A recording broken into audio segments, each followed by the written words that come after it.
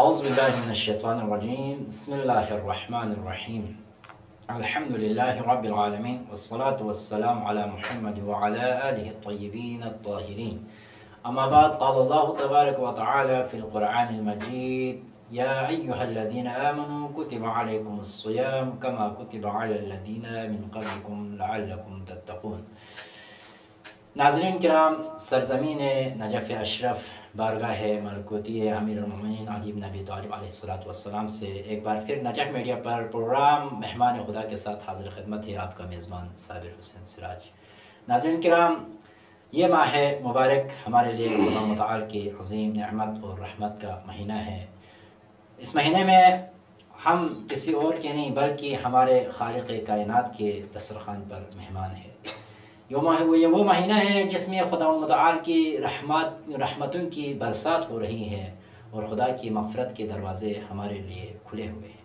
اس مہینے میں خصوصی طور پر خالق کائنات کی جانب سے اپنے گنہگار بندوں کے لیے لمحہ بلمحہ دعوت آ رہی ہے کہ آئے میرے در پر اور میری رحمتوں سے فیضیاب ہو جائیں، میرے مغفرت کے در پر آ جائیں اور اپنے گناہوں کی بوجھ کو ختم کر لیں۔ یہ مہینہ ہمارے لیے عظیم نعمت اور عظیم لمحات ہیں۔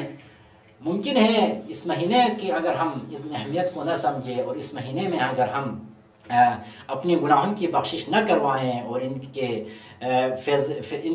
اس مہینے کے فیض و اجر و ثواب سے اگر ہم مستفید نہ ہو جائیں تو ہمیں شاید سال بھر پچھتاوا رہے۔ تو اس مہینے کی نعمت سے ہر حوالے سے ہمیں مستفید ہونے چاہیے۔ مومنین کرام، خدا متعال کی جانب سے یہ جو عبادت ہے ہمارے لیے اس مہینے میں ماہ سیام میں جو روزے کی شکل میں جو عظیم فریضہ ہے، یہ روزہ ایک ایسی عبادت ہے جس میں بہت سارے پہلو پنہاں ہیں۔ یہ واقعاً ایک عجیب عبادت ہے کہ یہ وہ روزہ ہے جس میں جہاں عبادی پہلو ہے ہی ہیں، لیکن اس کے ساتھ ساتھ اس روزے میں سماجی پہلو بھی ہے، اس روزے میں اخلاقی پہلو بھی ہے، اس روزے میں اقتصادی پہلو بھی ہے، اس روزے میں ہر لحاظ سے تربیتی پہلو بھی ہے، اس روزے میں حتیٰ کہ طبعی پہلو بھی ہے۔ تو آج ہم اس روزے کی بہت سارے پہلو میں سے ایک اہم پہلو پر گفتگو کریں گے ہمارے آج خصوصی ٹرانسمیشن میں، وہ ہے روزے کے اخلاقی پہلو کے حوالے سے اور اخلاقی اور سماج میں، چونکہ سماج اور اخلاق کا بہت خاصا تعلق ہے کہ انسان کے کردار میں جو دوسروں کے ساتھ ہم پیش آتے ہیں، ہمارے سماج میں جو ہمارے ایک دوسرے کے ساتھ رویہ ہے، اس میں اس ماہ سیام میں جو ہم عبادت انجام دیتے ہیں روزے کا کیا اثرات ہیں، اس پر انشاءاللہ آج ہم گفتگو کریں گے۔ آج ہمارے ساتھ اس خصوصی ٹرانسمیشن میں اس موضوع پر گفتگو کرنے کے لیے تشریف رکھتے ہیں حوزہ علم نجف کے فاضل طالب علم جناب قبلہ علامہ احمد علی حافظ صاحب۔ ہم آپ کو آج اس خصوصی پروگرام میں خوش آمدید عرض کرتے ہیں اور آپ کا شکریہ بھی ادا کرتے ہیں کہ آپ تشریف لائیں۔ خدا متعال ہم سب کی اور آپ کے اعمال و اطاعت خدا قبول فرمائے۔ تو شیخ صاحب، جیسا کہ مقدمے میں عرض کیا کہ روزہ جو ہے ایک ایسی عبادت ہے جس کے بہت ساری جہات ہیں، یہ خدا متعال کی خاص ایک نعمت ہے، تو اس کے بہت سارے آثار فوائد ہمیں نظر آتے ہیں۔ تو آج ہم خصوصی طور پر سماج میں اور خصوص سماج میں بھی اخلاقی لحاظ سے اس کے آثار و فوائد پر گفتگو کریں گے اس خصوصی سیشن میں۔ تو سب سے پہلے آپ سے یہی چاہوں گا پہلے سوال میں کہ خود روزے کے حوالے سے اگر ہم دیکھیں تو اس ماہ سیام کا ہمارے معاشرے کے لحاظ سے، سماج کے لحاظ سے اس کے سماجی اور اخلاقی کیا آثار اس کے مترتب ہو سکتے ہیں کہ یعنی عبادی پہلو، ان پہلوؤں سے ہٹ کر معاشرے میں سماجی لحاظ سے اور اخلاقی لحاظ سے اس کے آثار و فوائد کیا ہو سکتے ہیں؟ اعوذ باللہ من الشیطان الرجیم، بسم اللہ الرحمن الرحیم، اللہم صلی علی محمد و آل محمد وعجل فرجہم۔ سب سے پہلے میں آپ کا اور نجف میڈیا کی پوری ٹیم کا شکریہ ادا کرتا ہوں کہ آپ لوگوں نے تعلیمات آل محمد کو پرچار کرنے کے لیے، دنیا تک ان پیغامات کو پہنچانے کے لیے موقع فراہم کیا۔ تو میں چاہتا ہوں کہ آپ کے سوال کا جواب دینے سے پہلے ایک آیت کے ضمن میں روزے کی افادیت اور عظمت کو ایک مقدمے کے طور پر میں بیان کرنا چاہوں گا، پھر اس کے بعد انشاءاللہ اسی کے ضمن میں آپ کے سوال کا جواب بھی انشاءاللہ بیان کرنے کی کوشش کروں گا۔ تو سب سے پہلے لسان قدرت لباس اعجاز میں ارشاد فرما رہی ہے، جیسا کہ آپ نے موضوع کلام میں اسی آیت کو تلاوت کیا۔ اللہ تعالیٰ ارشاد فرما رہا ہے، یا ایھا الذین آمنوا کتب علیکم الصیام کما کتب علی الذین من قبلکم لعلکم تتقون۔ اے ایمان والو، روزے کا حکم تم پر لکھ دیا گیا ہے جس طرح تم سے پہلے باقی سابقہ انبیاء کی امتوں پر بھی روزہ فرض کیا گیا تھا تاکہ تم تقوی اختیار کرو بے شک اور تقوی کی راہ میں انسان آ سکیں اور تقوی کی راہ کو اختیار کر سکے۔ تو سامعین و ناظرین کرام، سب سے پہلے اس آیت کے اندر خالق کائنات نے ایک خاص لفظ کے ذریعے سے ایک خاص مطلب کی طرف، ایک اہم نقطے کی طرف اشارہ فرمایا ہے۔ وہ نقطہ یہ ہے کہ کما کتب علی الذین من قبلکم، اس جملے کے اندر ایک خاص نقطہ خالق کائنات نے ایک اہم نقطے کی طرف اشارہ کیا ہے بنی نوع انسان کی طرف۔ وہ یہی ہے کہ اسی کا ترجمہ اور مطلب یہی ہے کہ روزہ جس طرح تم پر فرض کیا گیا ہے اسی طرح تم سے پہلے سابقہ انبیاء کی امتوں کے اوپر بھی روزہ واجب قرار دیا گیا تھا۔ سب سے پہلا نقطہ اس کے اندر وہ ہے کہ خالق کائنات جس کو بیان کرنا چاہتا ہے، بنی نوع انسان کو بتلانا چاہتا ہے، وہ یہی ہے کہ یہ جو روزے کا وجوب ہے وہ انسان کی فطرت کے تقاضوں میں سے ایک اہم تقاضا ہے۔ یعنی انسان کی فطرت کے موافق چیز ہے، فطرت کے مطابق چیز ہے۔ مختلف ادیان کے مختلف تقاضوں کے بدلنے کی وجہ سے شریعتیں بدلتی رہی۔ مثلا زمانے کے حوالے سے مختلف انبیاء آئے اور معاشرے کے حرکات و سکنات، اسی سوسائٹی کی وجہ سے مختلف تقاضے، دین بدلتی رہی اور اسی طرح شریعتیں دین اسی طرح رہا لیکن شریعتیں بدلتی رہی۔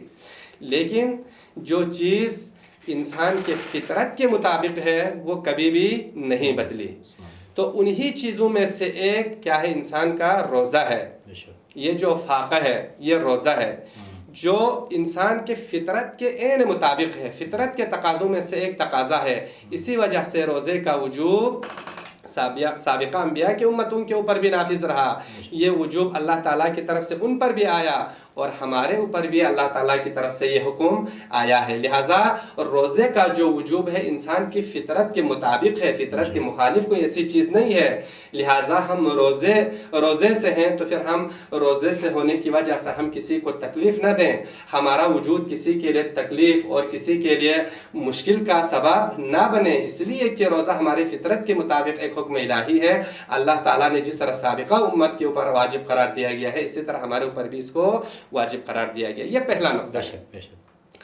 دوسرا نقطہ اس آیت کے اندر، اسی جملے کے اندر اللہ تعالیٰ بیان کرنا یہ چاہتا ہے کہ لعلکم تتقون سے پہلے کما کتب علی الذین من قبلکم اس جملے کے اندر موجود ہے، وہ یہ ہے کہ اللہ تعالیٰ بنی نوع انسان کو یہ بتانا چاہتا ہے یہ جو حکم الہی ہے، روزے کا جو وجوب ہے، یہ کوئی گراں نہ گزرے آپ کے اوپر، یہ کوئی سخت مشکل کوئی تکلیف نہیں ہے۔ بنی نوع انسان کو تسلی دینے کے لیے، دلجوئی کرنے کے لیے اللہ تعالیٰ نے ارشاد فرمایا جس طرح تم سے پہلے آپ اس تکلیف کو جو ہے نا اپنے لیے گراں نہ گزریں، یہ کوئی مشکل تکلیف نہیں ہے، کوئی ایسی مصیبت نہیں ہے کہ تم مثلا اس کو مصیبت سمجھیں یا مثلا اس کو بہت سخت تکلیف سمجھیں یا باری چیز سمجھیں، ایسی کوئی بات نہیں ہے، بلکہ ایک ایسا حکم ہے جس کو تم سے پہلے باقی سابقہ انبیاء کی امتوں کے اوپر بھی واجب قرار دیا گیا ہے۔ لہٰذا اس کو تسلی دینے کے لیے اللہ تعالیٰ نے ارشاد فرمایا کما کتب علی الذین من قبلکم لعلکم تتقون۔ لذا روزہ ایک ایسی عبادت ہے جو ساری انبیاء کے شریعتوں میں موجود تھا، سب کے اوپر اس حکم کو نافذ کیا گیا ہے۔ لہٰذا ہمیں بھی روزے سے ہیں اور ہم اللہ تعالیٰ کے اس حکم کو سر تسلیم ہم قبول کرتے ہیں۔ قبول کرنے کے ساتھ ساتھ اس حکم کے، اس وجوب کے، اس روزے کے کچھ تقاضے ہیں، اس تقاضے کے مطابق ہمیں چلنے کی ضرورت ہے۔ ہم اپنے کردار کے ذریعے سے، اپنے رفتار کے ذریعے سے، اپنے گفتار کے ذریعے سے ہم اس چیز کو ثابت کریں کہ ہم اللہ تعالیٰ کے اس حکم کو تسلیم کرنے والے لوگ ہیں، ہم ایک اللہ کو ماننے والے لوگ ہیں، ہم ایک الہی نظام کو جو ہے نا قبول کرنے والے اور اس پر چلنے والے لوگ ہیں۔ لہٰذا اللہ تعالیٰ کے اس حکم کو ہم سر تسلیم خم کرنے کے ساتھ ساتھ اللہ کی طرف سے ایک اہم وجوب ہے جس سے ہم ابھی مستفید ہو رہے ہیں۔ اسی لیے اسی اہم نقطے کی طرف خالق کائنات نے حدیث قدسی میں ارشاد فرمایا الصوم لی وانا اجزئ بہ، روزہ میرے لیے ہے اور میں ہی اس کا اجر عطا کروں گا، میں ہی اس کا ثواب بنی نوع انسان کو عطا کروں گا۔ جی اچھا، اسی حدیث پہ آپ نے ایک اہم حدیث دعوت کی، ایک عمومی حدیث ہے جو روزہ کے حوالے سے بیان کی جاتی ہے، پیش کی جاتی ہے۔ اس کے حوالے سے ایک نقطہ، ایک سوال ہے کہ الصوم لی وانا اجزئ بہ، کہ روزہ میرے لیے ہے اور میں ہی اس کا جزا دوں گا۔ تو ظاہراً ہر عبادت خدا کے لیے ہے، باقی نماز ہے، حج ہے، زکوٰۃ ہے، ہر عبادت خدا کے لیے ہم کرتے ہیں. تو بطور خاص روزے کے حوالے سے یہ بات حدیث قدسی میں کیوں آئی کہ روزہ میرے لیے اور میں ہی جزا دوں گا؟ اس کی کیا وجہ حکمت ہو سکتی ہے؟ جی، اس حوالے سے محدثین علماء بیان کرتے ہیں، جیسا کہ یہ سوال جو ہے نا اہم سوال ہے. یعنی جیسا کہ ہم سب جو اعمال بجا لاتے ہیں، عبادات بجا لاتے ہیں، وہ ساری عبادات، ہماری ساری عبادات اللہ کے لیے ہی ہے. چاہے نماز ہو یا حج ہو، خمس و زکوٰۃ ہو، ساری عبادات اللہ کے لیے ہی ہے. لیکن اللہ تعالیٰ نے خاص طور پر یہ کیوں ارشاد فرمایا الصوم لی وانا اجزئ بہ، صرف روزہ میرے لیے ہے اور اسی کا روزے کا اجر میں ہی دوں گا، میں ہی عطا کروں گا. تو اس کی وجہ علماء یہی بیان کرتے ہیں. دیکھیں، باقی جو عبادات ہے، مثلا نماز ہے، نماز کے اندر جو ہے نا بہت سارے افعال ہے. مثلا انسان قیام کرتے ہیں، سجدے بجا لاتے ہیں، قنوت اور اس طرح کے بہت سارے افعال ہے. لہٰذا باقی اعمال عبادات یا مثلا جو باقی اللہ کی طرف سے جو عبادات ہے وہ امر وجودی ہے، جس میں انسان کچھ کر کے مثلا عبادت کو بجا لاتے ہیں. مثلا نماز کے اندر سجدے کے ذریعے سے، رکوع کے ذریعے سے، سجود کے ذریعے سے اس عبادت کو انجام دیتے ہیں. اسی طرح آپ دیکھیں حج کے حوالے سے دیکھیں تو حج میں طواف ہے، سعی ہے، قربانی دینا ہے. اس کے علاوہ بہت سارے اعمال موجود ہیں جس میں انسان اپنے حرکات و سکنات کے ذریعے سے کچھ کر کے، کچھ فعل کو انجام دے کے اس عبادت کو انجام دیتا ہے. اسی طرح خمس و زکوٰۃ کے حوالے سے دیکھا جائے تو انسان اپنے مال میں سے کچھ حصے نکال کر اللہ کے حکم کے مطابق مستحقین تک پہنچاتے ہیں. تو یہ فعل کا نام کیا ہے؟ عبادت ہے. تو اس عبادت کے اندر یہ ایک عبادت یعنی امر وجودی ہے، جس میں جو ہے نا انسان دکھاوے اور ریاکاری کا شبہ اس کے اندر موجود ہے، یہ جنبہ موجود ہے. ممکن انسان نماز بجا لائے اور ممکن ہے کسی کو جو ہے نا دکھانے کے لیے یا ریا کا شبہ اس میں موجود ہو. اسی طرح خمس انسان ادا کرتا ہے تو اس نیت سے ادا کریں کہ مثلا کہ میں مثلا اس خمس کے اس حصے کو ادا کر رہا ہوں اس لیے کہ فلان بندے کو دکھانے کے لیے. اسی طرح جو ہے نا حج انسان بجا لاتے ہیں تو ممکن ہے اس میں بھی یہ ریا اور دکھاوے کا شبہ موجود ہے کہ میرے ہمسائے نے مثلا فلان فعل کو بجا لایا ہے، حج بجا لایا ہے، تو میں ایسے کیوں بیٹھوں، میں بھی جا کے حج انجام دوں. تو اس طرح کے ریا اور جو ہے نا دکھاوے کا شبہ اس کے اندر موجود ہے باقی عبادات کے اندر، چاہے روزہ ہو، چاہے خمس و زکوٰۃ ہو، چاہے نماز ہو. لیکن جب آپ روزے کی طرف دیکھتے ہیں تو روزہ ایسی عبادت ہے جو کیا ہے، جسے کہا جاتا ہے امر آدمی ہے، جس کے اندر کوئی بجا لانے والا کوئی ایسا فعل نہیں ہے. روزے کے اندر روزہ نہ انجام دینے والے چیزوں کے مجموعے کا نام روزہ ہے. یعنی چیزوں سے رکنا ہے. جی بالکل، نہ انجام دینے والے چیزوں سے مرکب ایک چیز کا نام روزہ ہے. یعنی اس میں کوئی بجا لانے والی کوئی چیز نہیں ہے. لہٰذا اس روزے کے اس عبادت کے اندر للہیت اور خلوص کا جنبہ پایا جاتا ہے. اسی لیے آپ اگر کوئی شخص روزے سے ہیں تو پھر ہمیں پتہ نہیں چلتا کہ یہ بندہ روزے سے ہیں. اسی لیے کہا جاتا ہے اذا کان الشخص صائما لا نعرف، معلوم نہیں ہوتا ہے کہ مثلا ہمیں کہ یہ بندہ روزے سے ہیں. اس لیے کہ وہ تارک کل شیء ما یشرب ما یاکل الا هو یقول انا صائم. اس لیے کہ وہ ہر چیز کو ترک کیے ہوئے ہیں، اس نے کچھ بجا تو نہیں لا رہے ہیں. مگر ان کی جب ہم ان سے پوچھیں کہ مثلا خود بندہ یہ کہیں کہ میں روزے سے ہوں تو ہمیں پتہ چلتا ہے کہ یہ بندہ کیا ہے، روزے سے ہیں. لہٰذا اس وجہ سے روزہ ایک امر آدمی ہے، اس میں کچھ بجا لانے والی چیز نہیں ہے اس کے اندر. اس وجہ سے روزے کے اندر للہیت اور روزے کے اندر خلوص کا جنبہ زیادہ پایا جاتا ہے. ریا کا پہلو نہیں ہوتا، ریا کا پہلو نہیں ہوتا ہے، دکھاوا اس کے اندر. جب انجام دیں گے اس میں تو ظاہر ہے بھائی کوئی بندہ دیکھے نہ دیکھے، اس میں کیا کسی کو دکھانے والی بات. جی کچھ بھی نہیں. اسی وجہ سے اللہ نے کہا کہ باقی عبادت ممکن ہے آپ کسی کے لیے دکھانے کے لیے ریا کے طور پر آپ نے بجا لایا ہو تو آپ اجر اسی سے لیں. لیکن روزہ ایسی عبادت ہے جس میں کسی کو دکھانے کا کوئی فعل ہوتا ہی نہیں ہے. ہر چیز کو ترک پہلے سے ہی معدوم ہے، ابھی بھی متروک ہے. اس وجہ سے اللہ کہتا ہے کہ یہ جو بندہ نے جو روزہ رکھا ہے یہ میرے لیے ہی رکھا ہے تو میں ہی اس کا اجر عطا کروں گا. تو ہمیں چاہیے کہ روزہ ایک ایسی عبادت ہے، اس روزے سے مستفید ہونے کے بعد ہم جو ہے نا اس روزے کے ذریعے سے اللہ کے تقرب حاصل کرنا چاہیے. روزہ ایسی عبادت ہے جس کے ذریعے سے انسان اللہ کے قریب لے جاتا ہے. روزہ ایسی عبادت ہے جس کے ذریعے سے انسان اپنے حرکات سکنات، ہاتھ کے ذریعے سے، پاؤں کے ذریعے سے، باقی اعضاء و جوارح کے ذریعے سے تمام جو انسان گناہ انجام دیتے ہیں روزے کے ذریعے سے انسان ان تمام چیزوں کو ترک کیا جاتا ہے. تو روزہ ایسی عبادت ہے، روزے ہی کے ذریعے سے انسان ظلم و استبداد میں پسے ہوئے لوگوں کے درد کا احساس ہوتا ہے. جی جی، یہ اس میں بڑا ایک اخلاقی پہلو جی ہے جی جی روزے میں، کہ یعنی انسان لوگوں کا احساس. جی جی بالکل بالکل. جو انسان حقیقی معنوں میں روزہ رکھتے ہیں ان کو یہ احساس ہوتا ہے کہ مثلا جو معاشرے میں جو غریب طبقے کے لوگ ہیں، جو فقیر طبقے کے لوگ ہیں، جن کے اوپر ظلم ہو رہا ہے یا جن کے پاس کچھ کھانے پینے کی کچھ چیزیں نہیں ہیں، وہ اس چیز کا احساس ہوتا ہے. روزے کے بعد انسان کو پتہ چلتا ہے کہ یہ جو غریب انسان ہے اس کی زندگی کیسی ہوتی ہے، وہ کیسے جو ہے نا اپنے زندگی گزارتے ہیں. ان چیزوں کے بارے میں احساس ہوتا ہے، ان کے بارے میں معلوم ہوتا ہے. وہ اسی روزے کے ہی ذریعے سے ہی ہوتا ہے. اور روزہ ہی ہے کہ اس کے ذریعے سے انسان اپنے شکم کو حرام لقمے سے اور حرام چیزوں سے بچاتے ہیں. تو انہی روزے کی وجہ سے ہے. روزے کے آثار اور فوائد میں سے یہی ہے. جی ماشاء اللہ شیخنا، آپ نے اس حدیث کے ضمن میں روزے کے حوالے سے دیگر نکات آپ نے بیان فرمائے.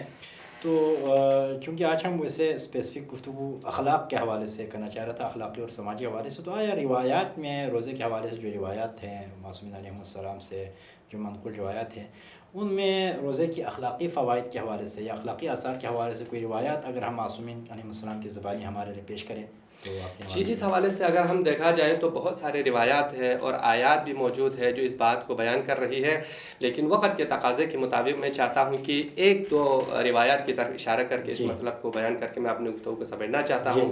تو سب سے پہلے ایک روایت ہے، امامت کے چھٹے تاجدار صادق آل محمد علیہ السلام سے سوال کیا گیا کہ مولا آپ فرمائیں کہ اس روزہ اللہ تعالیٰ نے ہمارے اوپر فرض کیا گیا ہے، واجب کیا ہے، تو اس کے آثار کیا ہے، اس کے اخلاقی پہلو کیا ہے، اس کے وجوب کی وجہ کیا ہے، اس کے حوالے سے کچھ آپ بیان فرمائیں. تو اس وقت امام علیہ السلام نے فرمایا امام نے فرمایا انما فرض اللہ الصیام لیستوی بہ الغنی والفقیر. اللہ تعالیٰ نے انسان کے اوپر روزہ اس لیے واجب قرار دیا گیا ہے تاکہ فقیر اور غریب برابر ہو جائے. فقیر اور غریب کا جو طبقہ ہے ان کا جو مرتبہ ہے وہ برابر ہو جائے. پھر آگے آپ فرماتے ہیں وَذَلِكَ أَنَّ الْغَنِيَّ لَمْ يَكُنْ لِيَجْدَ مَسَّ الْجُوعِ. جب یہ جو غنی انسان ہے، امیر انسان ہے، جب وہ روزہ رکھتا ہے تو روزے کے برکت سے وہ اس غریب کی دکھ درد کا اس کو پتہ چل جاتا ہے. تو جی بھوک پیاس کا احساس ہوتا ہے. تو فَيَرْحَمَ الْفَقِيرُ. پھر اس کے بعد وہ فقیر کے اوپر رحم کرتا ہے، اس کے اوپر شفقت کرتا ہے، اس کے اوپر دیکھ بھال کرتا ہے. تو یہ روزے کے اہم آثار میں سے ایک اثر ہے. صادق آل محمد نے اسی بات کی طرف اشارہ کیا کہ روزے کے ذریعے سے ہی ہمیں معلوم ہوتا ہے کہ فقیر اور جو ہے نا غریب جو ہے نا، اللہ تعالیٰ بتلانا یہ چاہتا ہے کہ روزے سے ہی معلوم ہوتا ہے کہ فقیر اور غریب دونوں ایک ہی طبقے کے لوگ معلوم ہو جاتا ہے. یعنی اس میں مساوات کا ایک پہلو ہے. بالکل مساوات کا پہلو ہے کہ فقیر و غریب سب بھوکے ہیں. جی جی بالکل ٹھیک ہے. اور دوسرا بھی اسی میں دوسرا بھی ایک نقطہ آ گیا کہ تاکہ پھر وہ دوسروں غریبوں کی پھر کیا کریں، مدد بھی کریں. جی جی مدد بھی کریں، ان کے اوپر شفقت کریں، ان کے اوپر رحم کریں. اسی بات کی مزید نقاب کشائی کرتے ہوئے، مزید اس بات کو آگے بڑھاتے ہوئے رسالت مآب صلی اللہ علیہ وآلہ وسلم خطبہ شعبانیہ میں بیان کرتے ہیں، جیسا کہ آپ سب اس حوالے سے بہتر جانتے ہیں. میں چاہتا ہوں کہ ناظرین کو اس حدیث کے حوالے سے کچھ نکات بیان کروں. تو آپ فرماتے ہیں وَاذْكُرُوا بِجُوعِكُمْ وَعَطَشِكُمْ فِيهِ جُوعَ يَوْمِ الْقِيَامَةِ وَعَطَشَهُ. کہ تم لوگ اس روزے کی بھوک اور پیاس کے ذریعے سے قیامت کا جو بھوک اور پیاس ہے، قیامت کی جو شدت ہے اس کو یاد کریں. کہ اس دنیا میں اس روزے کے بھوک اور پیاس کے ذریعے سے انسان قیامت کی جو بھوک اور پیاس ہے وہ بھی اسی سے جو ہے نا انسان کو معلوم ہوتا ہے اور انسان کو یاد آ جاتی ہے. تو اسی وجہ سے، اسی روزے کی وجہ سے جب قیامت یاد آتی ہے تو قیامت یاد آنے کی وجہ سے انسان اپنے زندگی کو جو ہے نا سدھارنے کی کوشش کرتے ہیں، اپنے حرکات و سکنات کو سیدھا راہ پہ لانے کی کوشش کرتے ہیں، اپنے کردار اور گفتار میں انسان تزکیہ کرنے کی اور اس میں جو ہے اصلاح کرنے کی انسان کوشش کرتے ہیں. اسی کے ساتھ دوسری روایت جو میں بیان کرنا چاہتا ہوں وہ اسی کے بارے میں جب معصوم سے سوال ہوا تو وہاں پر امیر المومنین کی ایک روایت ہے. امیر المومنین نے نہج البلاغہ خطبہ نمبر 102 میں اسی بات کی طرف اشارہ کیا ہے کہ قیامت کے اس ہولناک عالم میں کیسے انسان جو ہے نا اس دنیا کے جو بھوک اور پیاس، قیامت کے کس بھوک اور پیاس کی یاد دلاتے ہیں. وہاں پر آپ نے ایک حدیث میں ارشاد فرمایا وَذَلِكَ يَوْمٌ يَجْمَعُ اللَّهُ فِيهِ مِنَ الْأَوَّلِينَ وَالْآخِرِينَ. قیامت کا دن وہ دن ہوگا جس میں اللہ تعالیٰ اولین و آخرین سب کو وہاں پر جمع کرے گا لِنِقَاشِ الْحِسَابِ وَجَزَائِ الْأَعْمَالِ. تاکہ جو ہے نا انسان کے ایک باریک انداز میں جو ہے نا انسان کا حساب و کتاب لیا جائے. پھر آگے آپ فرماتے ہیں خضوعاً قیاما، اور وہاں پر سارے لوگ خضوع اور خشوع کے ساتھ کھڑے ہوں گے. آگے آپ فرماتے ہیں قد الجمہم العرق، وہاں پر انسان کی جو پسینہ ہے وہ دہن تک پہنچا ہوگا، اس حالت اس عالم میں دہن تک پہنچا ہوگا. ورجفت بہم الارض، زمین لرز رہی ہوگی. فاحسنہم حالا من وجد لقدمیہ موضعا، وہ انسان اس کی حالت بہتر ہوگی جو اس عالم میں اپنے ایک قدم رہنے کی جگہ حاصل کرے گا. ولنفسہ متسعا، اور اپنے سانس لینے کی وہ جگہ حاصل کرے گا. تو وہ انسان بہتر ہے کہ مثلا اس قیامت کے اس ہولناک عالم میں جس میں انسان اپنے ایک قدم رکھنے کی جگہ کے لیے ترس رہے ہوتے ہیں، اس مشکل عالم کو کس چیز کے ذریعے، کون سی چیز ہے جو اس حالت کو یاد دلاتے ہیں؟ تو امام علیہ السلام فرماتے ہیں یہی روزہ ہے کہ دنیا میں اسی بھوک اور پیاس کی وجہ سے انسان اس قیامت کی بھوک اور پیاس اور اس شدت اور اس ہولناک عالم کو انسان اپنے ذہن میں لاتا ہے، اور انسان اپنے دنیا میں اپنی زندگی کو کامیاب بنا دیتا ہے. تو امام علیہ السلام نے اسی کی طرف اشارہ کیا.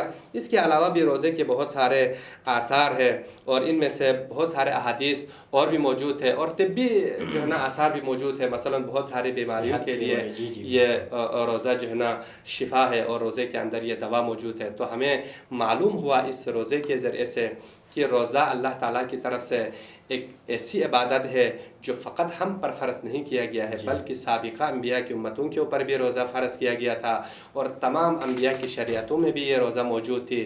تو روزے کے ذریعے سے انسان اپنے وجود کو اللہ کے قریب کر سکتا ہے. روزے کے ذریعے سے انسان اپنے حرکات و سکنات، اپنے ہاتھ کو، اپنے پاؤں کو اور اپنے آنکھوں کو مختلف قسم کے گناہ سے انسان بچا سکتا ہے. انسان روزے کے ذریعے سے معاشرے میں موجود پسے ہوئے لوگوں کے ظلم و استبداد میں پسے ہوئے لوگوں کے دکھ درد کا احساس ہو سکتا ہے، اور ان کے اوپر رحم کر سکتا ہے.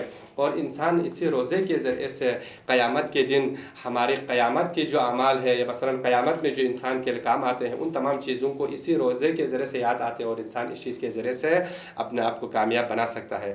تو انہی کلمات کے ساتھ خالق کائنات کی بارگاہ میں دست بدعا ہے پروردگارہ ہمیں حقیقی معنوں میں روزے کو سمجھنے کے بعد، روزے کے بارے میں جو احکام ہے اس کو سمجھنے کے بعد اس پر عمل کرنے کی توفیق عطا فرمائے. آمین. جزاکم اللہ شیخنا العزیز. کی ناظرین کرام، آج کے اس ٹرانسمیشن میں ہم روزے کے کچھ آثار کے حوالے سے گفتگو فرما رہے تھے شیخ صاحب. تو روزے کے حوالے سے ایک اہم پیغام، اسی پیغام کے ساتھ آپ سے اجازت چاہوں گا کہ یہ روزہ جہاں پر اس کے دیگر آثار و پیغامات ہیں، وہاں پر اس میں مساوات کا پہلو بھی ہے کہ یہاں پر دیکھیں کہ چاہے وہ امیر ہے، غریب ہے، چاہے وہ 21ویں گریڈ کا آفیسر ہے یا وہ ایک چوکیدار ہے، جو بھی ہے ہر بندہ یہاں پر یعنی اس ماہ مبارک میں وہ روزے سے ہے. ہر بندہ جو ہے دن میں بھوک کی حالت میں ہے، پیاس کی حالت میں ہے. تو یہ ایک مساوات کا پہلو ہے کہ ہمیں اپنے معاشرے میں، اپنی سوسائٹی میں ایک دوسرے کے ساتھ مساوات کے ساتھ پیش آنے چاہیے. کوئی اگر آپ سے ظاہری طور پر اگر وہ اسٹیٹس جو ہے اس کا اگر نیچے ہے تو پھر اس کو کمزور نہیں سمجھنا چاہیے. اس کے جو ہے مثلا کوئی دوسرا طبقہ نہیں سمجھنا چاہیے. ہمیں ہر ایک سے اخلاق کے ساتھ پیش آنا چاہیے. دوسرا اس میں خصوصاً جن کو خداوند نے مال و ثروت عطا کی ہے، جن کے پاس اچھے اسٹیٹس والے لوگ ہیں، ان کے لیے پیغام روزے میں رکھا ہوا ہے کہ ہمیں اس روزے کے ذریعے سے ان غریبوں کو، ان یتیموں کے، ان نادار لوگوں کے ہمیں جو ہے احساس ہونا چاہیے کہ جن کے لیے بھوک پیاس صرف ماہ رمضان میں نہیں، جن کے لیے سال بھر میں یہ بھوک اور پیاس کی حالت رہتی ہے، ان کا احساس ہوتے ہوئے ہمیں ان کی مدد و نصرت بھی ہمیشہ کرتے رہنا چاہیے. اس پیغام کے ساتھ خدا متعال کی اس دعا کے ساتھ آپ سے چاہوں گا کہ خدا متعال ہمیں اس ماہ مبارک کی معرفت، حقیقی معنوں میں اس روزہ اور عبادت کی معرفت حاصل کرنے اور ان پر عمل پیرا ہونے کی توفیق عنایت فرمائیں. والسلام علیکم ورحمۃ اللہ وبرکاتہ.